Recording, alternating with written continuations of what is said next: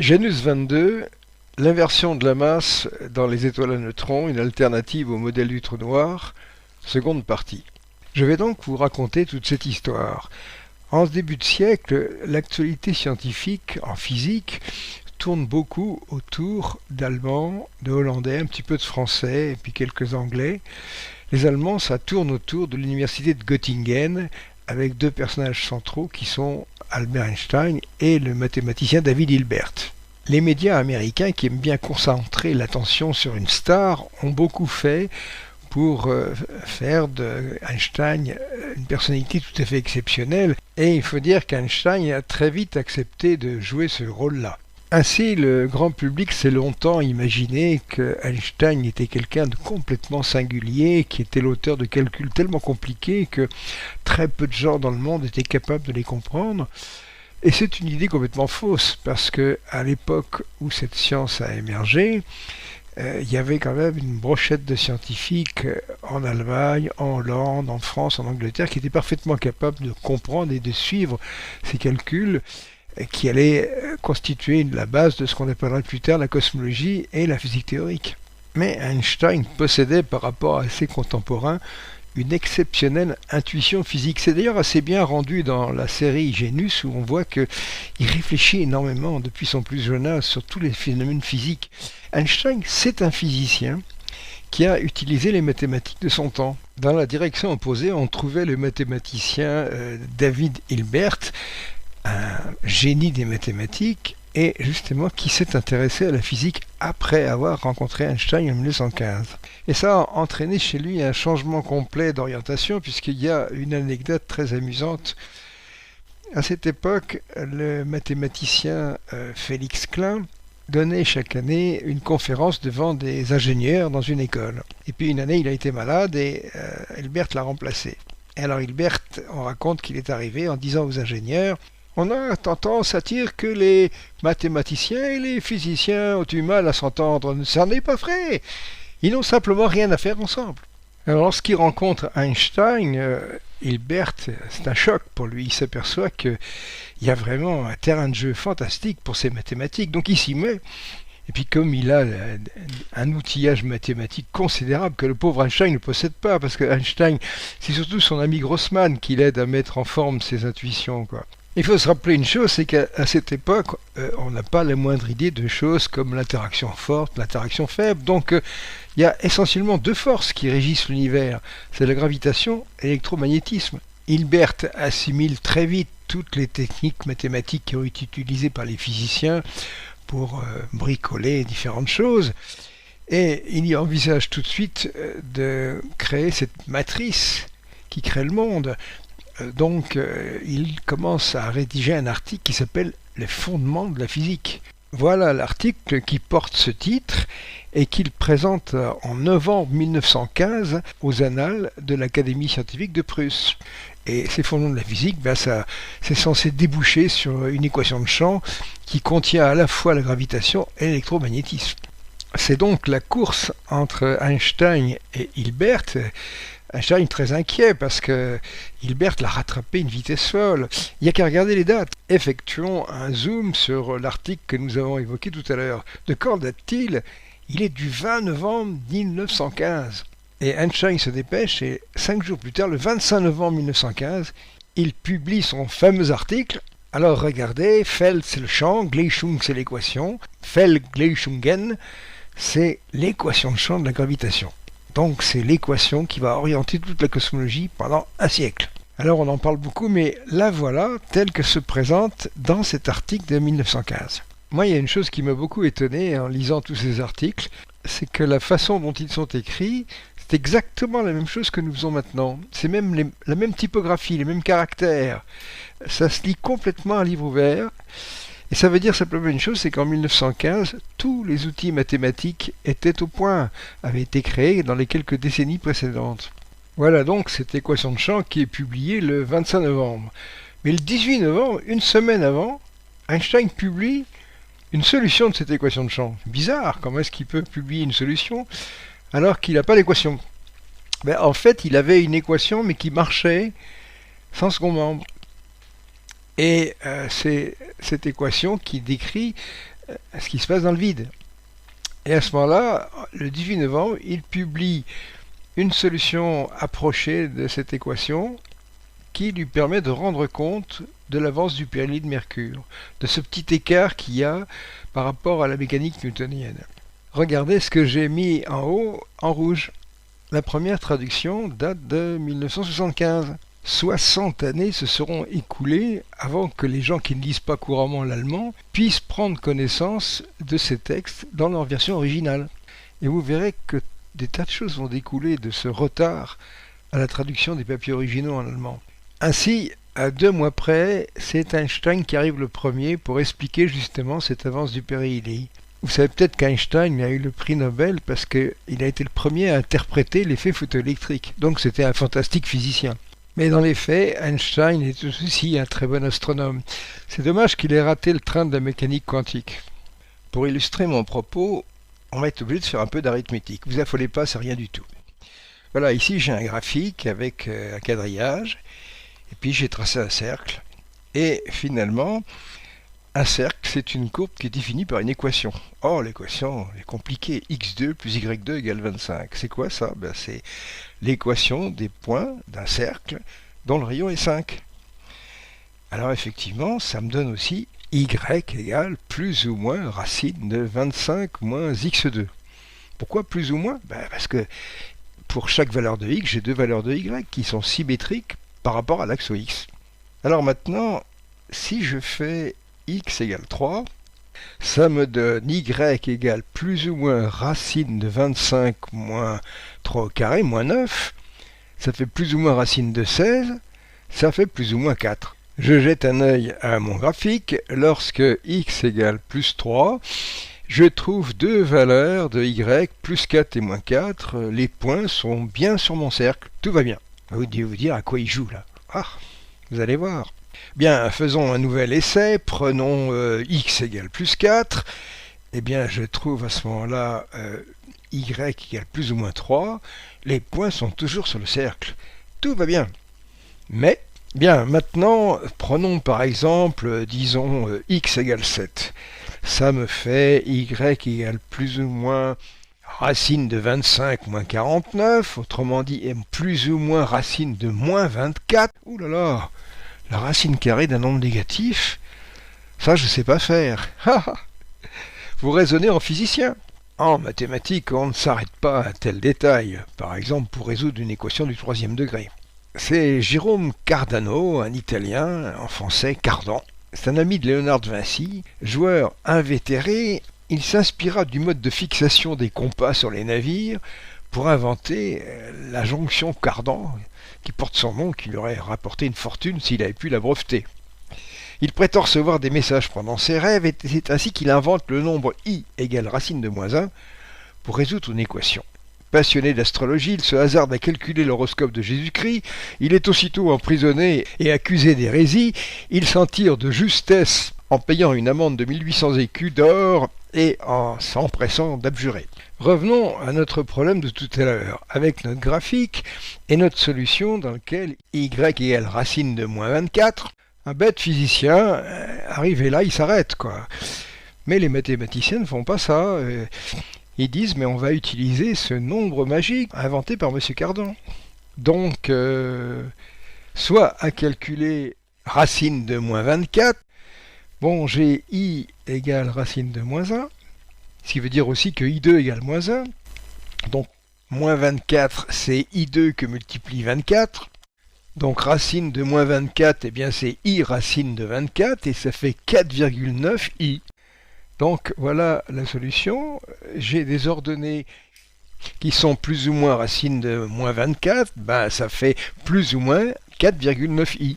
Alors, le physicien, très impressionné par le calcul que vient de lui faire le mathématicien, lui dira... Alors si je comprends bien, l'ordonnée, c'est plus 4,9i et moins 4,9i. Mais alors où est-ce que ça se situe dans mon graphique? Ah, mon ami, mais ce sont des points imaginaires. Vous, les physiciens, vous voulez toujours mettre les choses sous les yeux comme ça. Mais non, mais non. Bon, reprenons notre cercle de tout à l'heure. Imaginons qu'on le met dans un plan vertical x au z, un peu décalé par rapport à l'axe z. Ici, j'ai 2 traits rouges verticaux. l'un coupe le cercle et l'autre ne le coupe pas.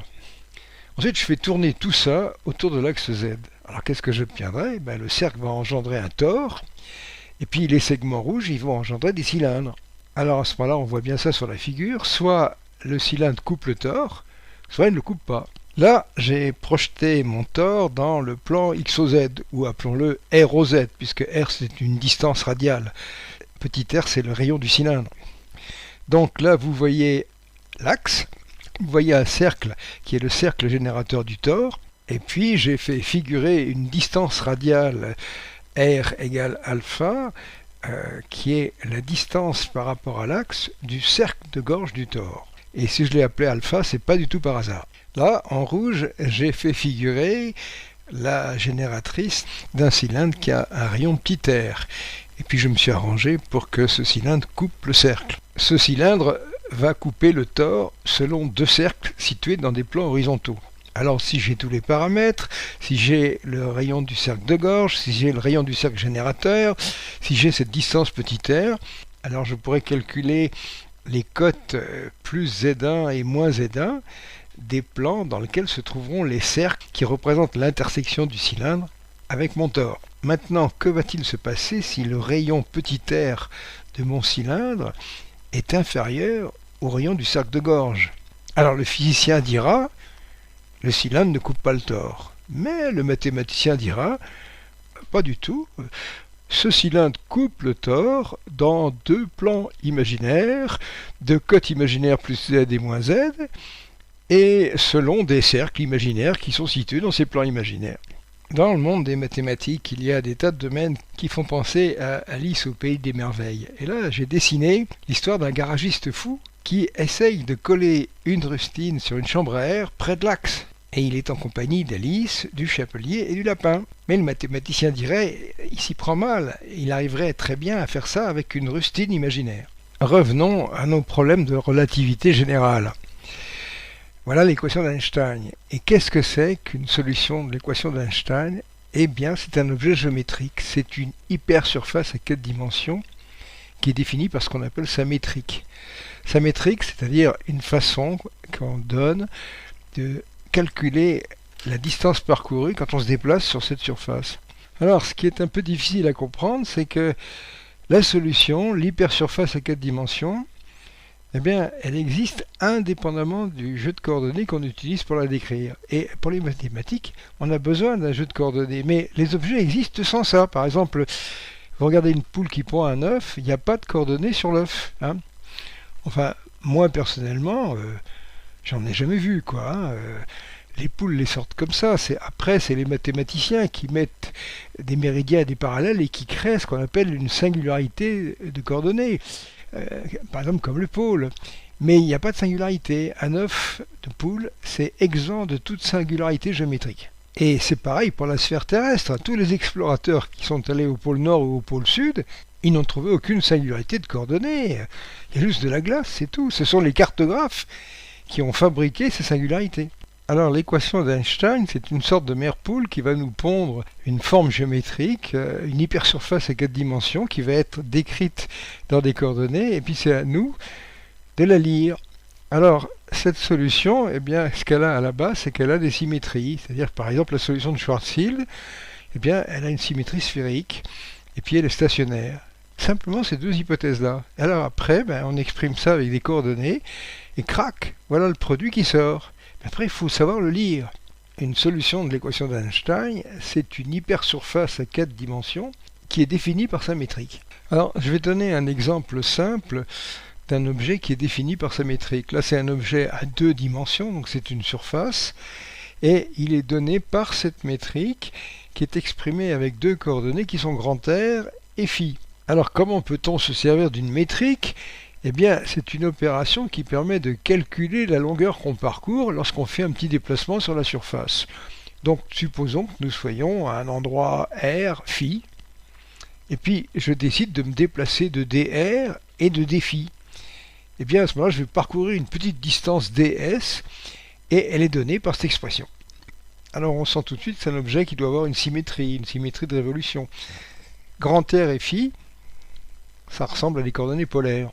Alors vous devez vous dire tout de suite, c'est bizarre, une coordonnée polaire avec une lettre grand R, d'habitude on met un petit R. Pourquoi il met un grand R? Ah, il y a une raison à ça, mais vous verrez plus tard. Comment découvrir la surface qui se cache sous cette espèce de formule magique? Bon, ben c'est très simple. On va se déplacer à R constant et puis après à phi constant. Voilà, on commence par grand R constant. Alors se déplacer à grand R constant, ça veut dire qu'il n'y a pas de variation dr, donc dr est nul. Bon, alors, donc à ce moment-là, je me déplace et j'ai ds2 égale r2 d phi 2, ou plus simplement ds égale r d phi. Alors si je décide que phi est un angle, je peux intégrer phi de 0 à 2pi et j'aurai un périmètre qui sera simplement p égale 2pi grand R. Eh bien, nous avons découvert que sur une surface de révolution, on peut trouver des trajectoires qui sont des cercles parallèles.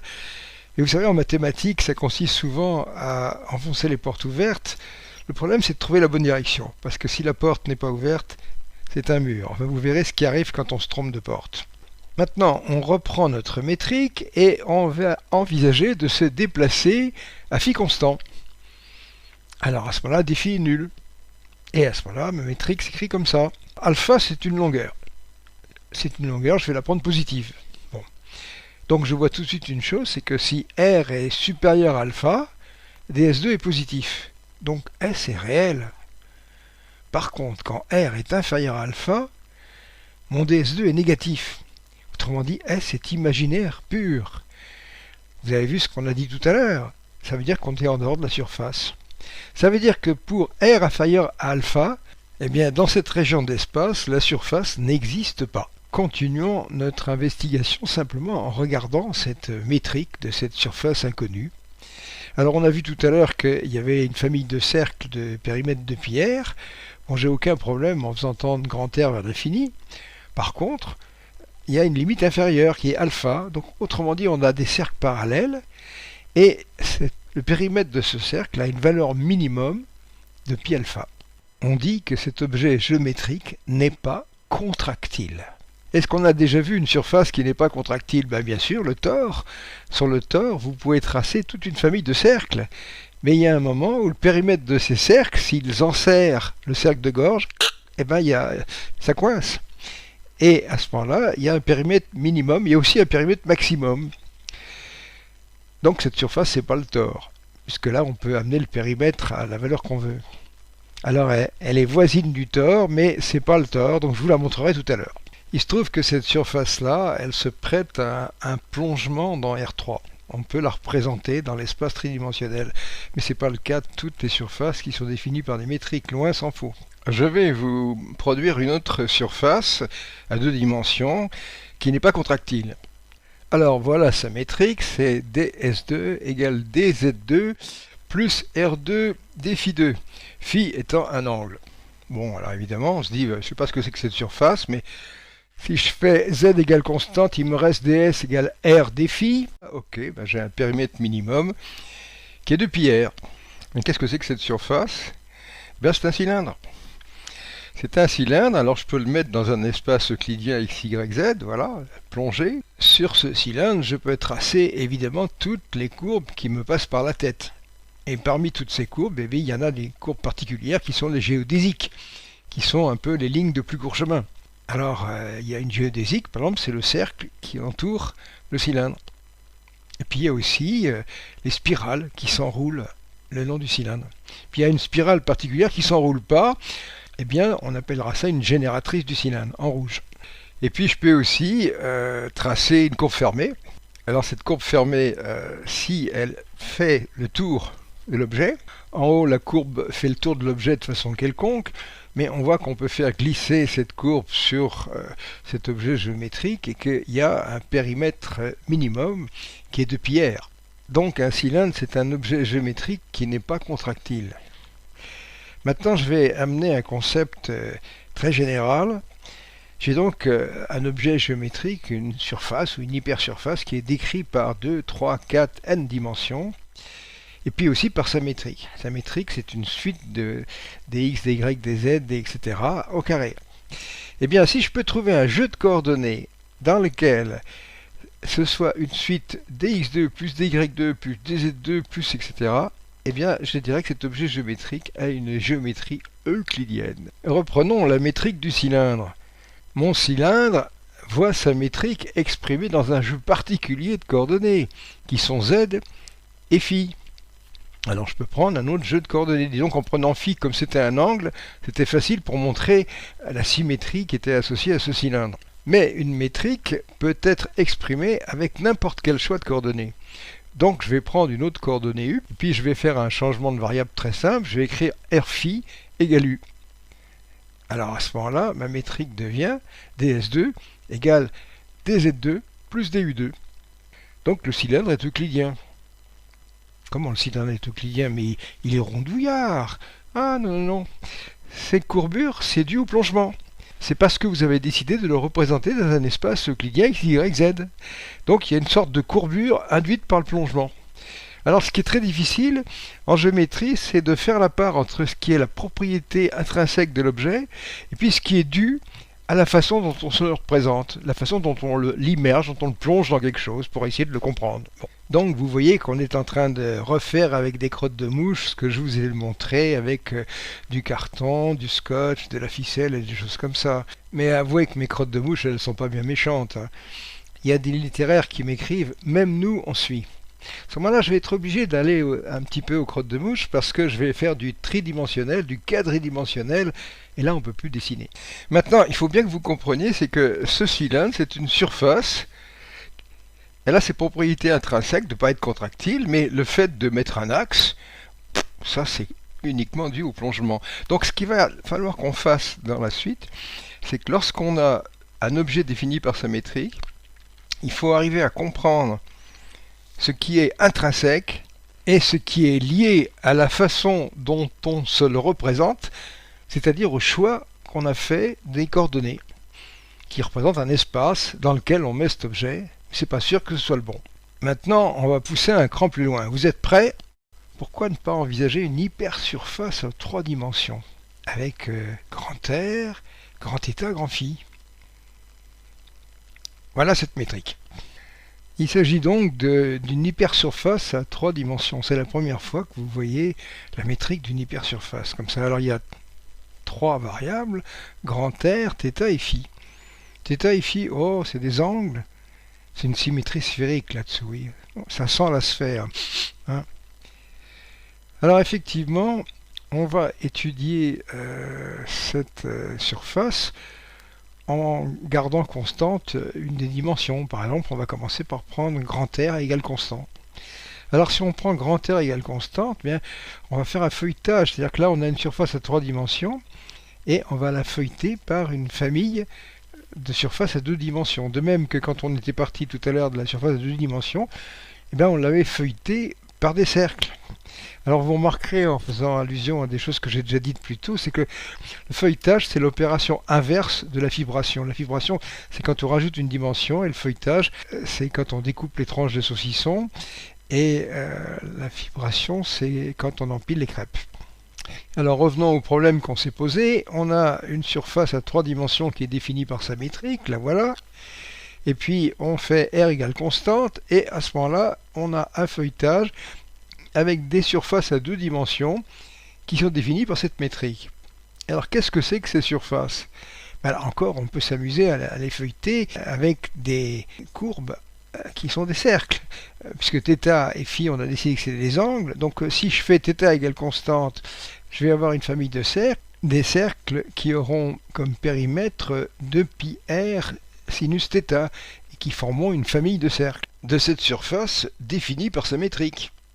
Si je fais phi égale constante, je vais avoir aussi une famille de cercles. Et ces familles de cercles, eh bien, ce sont les méridiens et les parallèles d'une sphère. Alors là, je présente la sphère sur l'écran. Vous voyez qu'elle n'a ni pôle, ni singularité de coordonnées, mais comment fait-on pour se repérer sur cette sphère, pour arriver à positionner un point? Il nous faut des coordonnées. Les coordonnées, ça va être 2 familles de courbes. Alors les premières, on va prendre des cercles comme ceci, des cercles qui sont des grands cercles, c'est-à-dire que c'est des géodésiques, des cercles qui ont la plus grande extension possible sur la sphère. Bon, là j'en ai mis un, après je vais mettre un deuxième, et vous voyez que je vais repérer ces cercles avec un paramètre qui est l'angle phi. Ici j'ai mis toute une flopée de cercles, Et finalement, ça va me donner les méridiens d'une sphère. Les méridiens qui découpent une sphère comme des quartiers d'orange. Et le long de ces méridiens, on repère la position d'un point avec un autre paramètre angulaire qui est l'angle θ. Vous voyez que dans cette façon de faire qu'ont les mathématiciens, ils font partir θ égale 0 du pôle nord. Donc c'est pas la latitude, c'est un angle qui permet de repérer donc ces parallèles de la sphère. Alors voilà l'image synthétique qui vous montre ce repérage. Vous avez un équateur, puis vous avez cet angle θ qui part du pôle. Donc θ égale pi sur 2, c'est l'équateur.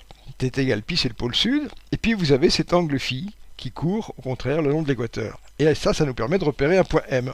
Ici, je représente les cercles qui correspondent à une valeur θ égale constante. Et vous voyez que ces cercles, ce ne sont pas des géodésiques, attention. Ce sont des cercles qui ont un rayon R sinus θ.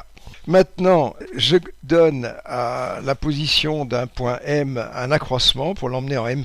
Alors cet accroissement, il y a un accroissement des phi, puis il y a un accroissement dθ. Donc ça me donne une espèce de petit rectangle comme ça. Alors j'applique le théorème de Pythagore. La diagonale, c'est l'hypoténuse d'un petit triangle rectangle qui a pour côté R dθ et R sinus θ dφ. Donc ça me fait ds2 égale R2 dθ2 plus R2 sinus carré θ dφ2. Autrement dit, je suis parti de l'objet sphère et j'ai construit une représentation métrique de cette sphère dans un certain système de coordonnées. Et vous voyez que avec les hypersurfaces issues de l'équation d'Einstein, on cherche à faire l'inverse, c'est-à-dire qu'on a la métrique et on cherche à comprendre quel est l'objet qui est derrière. À travers cet exercice de construction d'une représentation métrique de la sphère, on a créé deux pôles.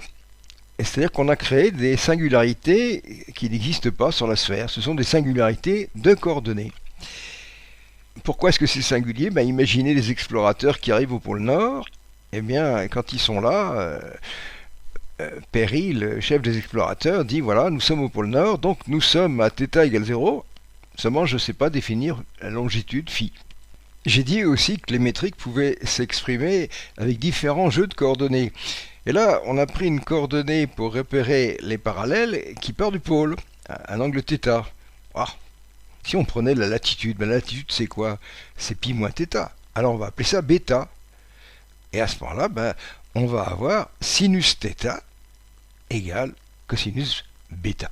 Alors, la métrique s'écrit ds2 égale r2 dπ2 plus cosinus carré bêta dφ2. Vous me direz, ça c'est un changement de variable assez trivial. Mais on peut envisager des choses plus sophistiquées. Regardez par exemple cette façon de cartographier la sphère avec un seul pôle.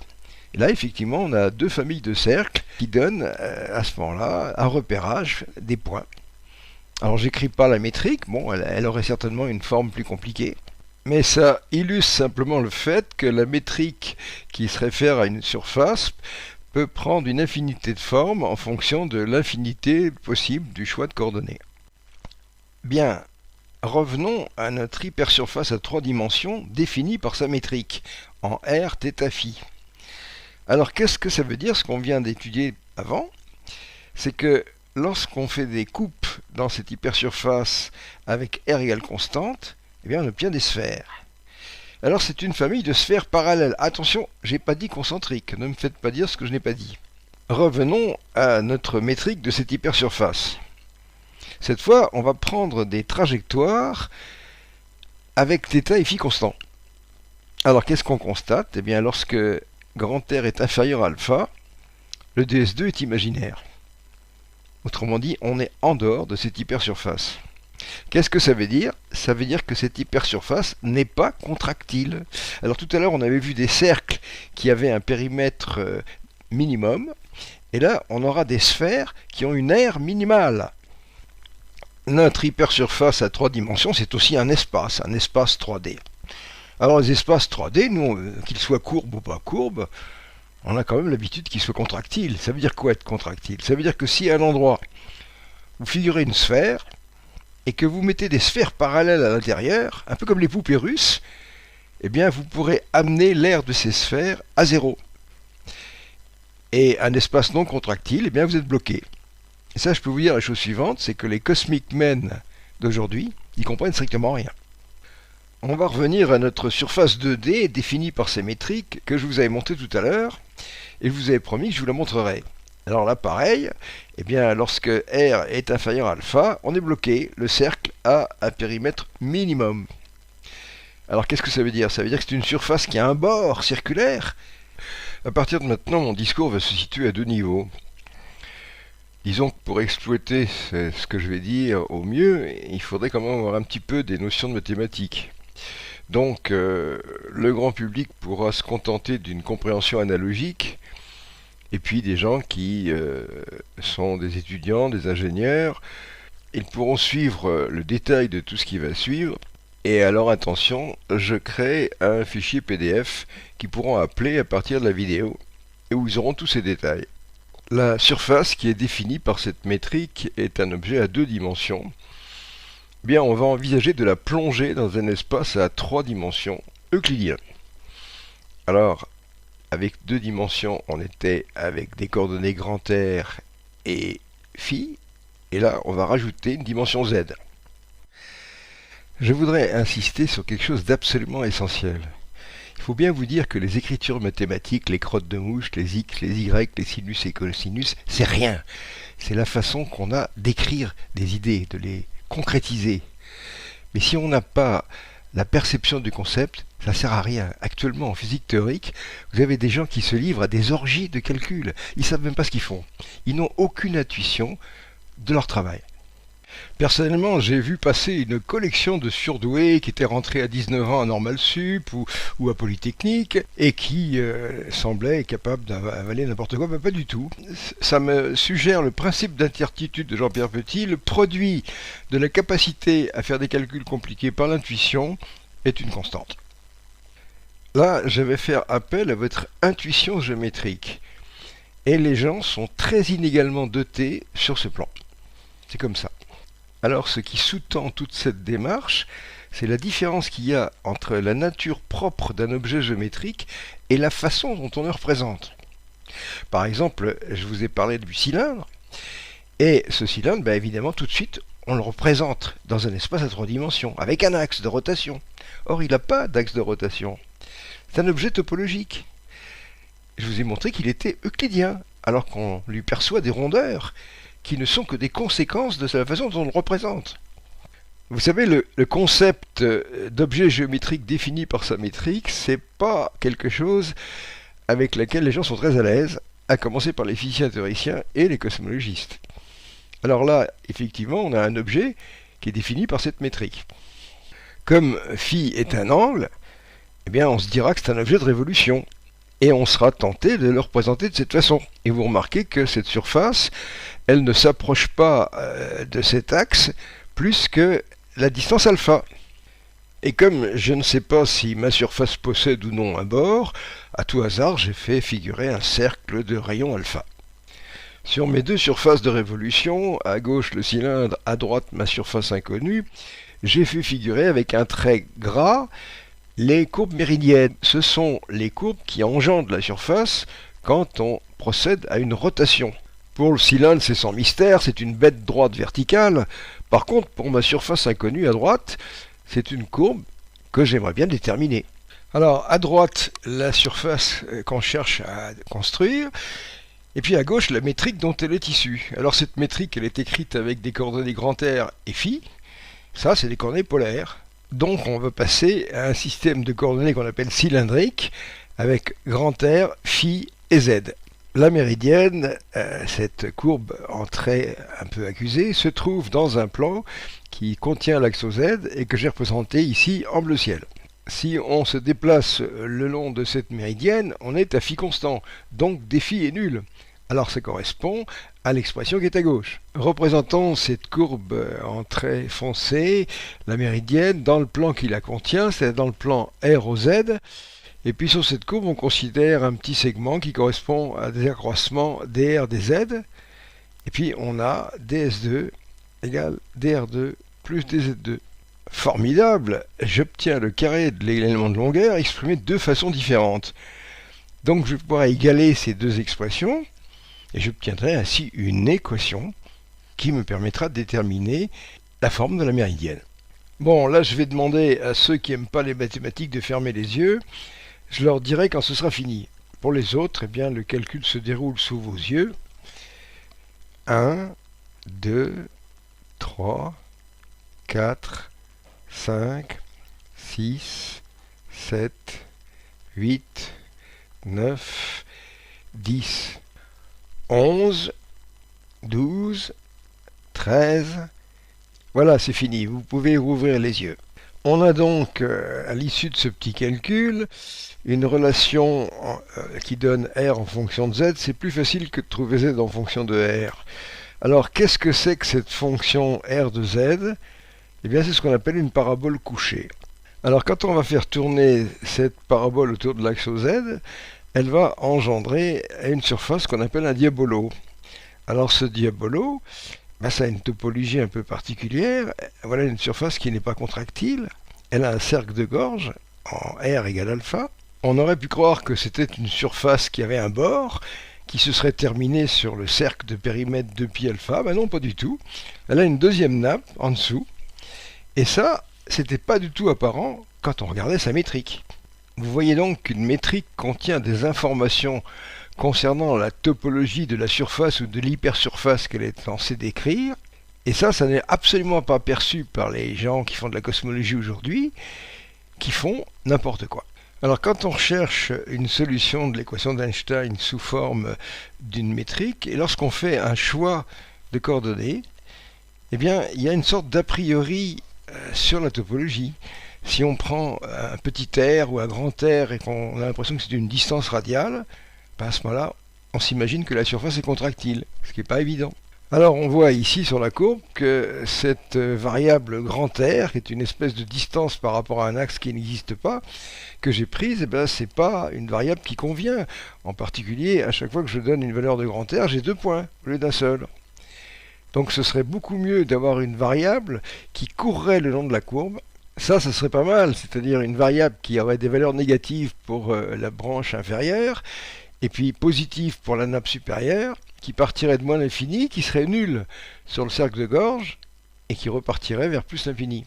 Alors c'est ce que j'ai trouvé et publié dans un article de 2015 paru dans Modern Physics Letters A, avec un changement de variable magique, qui donne à ce moment-là cette expression de la métrique du diabolo 2D, cette métrique étant régulière à ce moment-là pour toutes les valeurs de la variable ρ. Les internautes qui sont un peu intéressés par les sciences trouveront tout le matériel nécessaire dans le PDF que je joins. Ce qu'il faut retenir de tout ça, qui est absolument fondamental, c'est que ce diabolo, il existe indépendamment de l'espace dans lequel on le représente. Il n'a pas d'axe de symétrie. Ce diabolo, c'est un espace avec sa topologie, avec son invariance par rotation, et dans lequel on peut mettre des coordonnées comme ρ et phi. Et c'est tout. Mais cette image-là, même si elle montre sa parabole génératrice, est source d'erreur. En fait, le diabolo n'est pas borné. C'est un lieu de passage entre deux espaces bidimensionnels. Maintenant, quelles sont les propriétés géométriques de ces deux espaces bidimensionnels? Ça, on va le découvrir très facilement en revenant à sa métrique et en faisant tendre grand R vers l'infini. Alors quand grand R tend vers l'infini, c'est vite vu, vous avez un terme au dénominateur qui tend vers 0, et la métrique devient ds2 égale dr2 plus r2 dφ 2.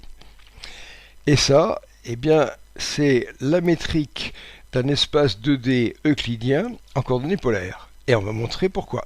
Alors, ceux qui sont allergiques à la trigonométrie ferment les yeux. Sinon, pour les autres, regardez, ça se fait en 3 lignes. Bon, s'il y en a qui tiennent absolument à vérifier les calculs, ils n'ont qu'à prendre tout ce que je leur montre actuellement sur l'écran. Ils font des arrêts sur image, ils recopient sur une feuille de papier. Ils verront qu'il y a des termes qui s'en vont. En plus, il y a sinus carré phi plus cosinus carré phi, ça fait 1. Donc voilà, on arrive au résultat. On voit que l'expression qui est à droite, c'est-à-dire dr2 plus r2 dφ 2, c'est simplement l'expression de la métrique en coordonnées polaires rφ, alors qu'à gauche, elle est donnée en xy. Et là, on s'aperçoit qu'elle est euclidienne. Donc c'est bien la description d'un espace euclidien 2D. Ceux qui sont allergiques à la trigonométrie peuvent rouvrir les yeux. Alors, la première idée qui vient à l'esprit dans cette image bidimensionnelle, c'est qu'on a un univers 2D, univers 1, et puis un univers 2, qui sont des plans, et puis il y a une espèce de tube là qui permet de passer de l'un à l'autre. Ça évoque un petit peu le thème de la science-fiction des univers parallèles. Et puis c'est aussi l'image que j'avais encore il y a quelques années et qui était introduite par Sakharov, celle d'univers jumeaux. Alors vous savez que si vous prenez une surface bidimensionnelle, eh ben, elle a un recto et un verso. Et d'ailleurs ce thème du recto et du verso, c'est indépendant de l'espace de plongement. Et bien là, on peut imaginer à ce moment-là que ce pont spatial soit en fait un trou. Alors à ce moment-là, ici en bas, j'ai une feuille de papier avec un trou, et puis j'ai une particule qui rentre dans le trou par le recto et qui ressort par le verso, où j'ai mis une couleur différente. Alors là, j'ai fait figurer une surface avec un trou. Ici, j'ai une particule qui va rentrer dans le trou en suivant cette trajectoire, puis elle va pénétrer dans ce trou. Alors ensuite, je retourne la feuille et la particule ressort en inscrivant sa trajectoire sur le verso. Alors je reviens à l'image de tout à l'heure. Là, on est en deux dimensions, en bidimensionnel. Et en bidimensionnel, on imagine très bien qu'une surface, elle a un recto et un verso.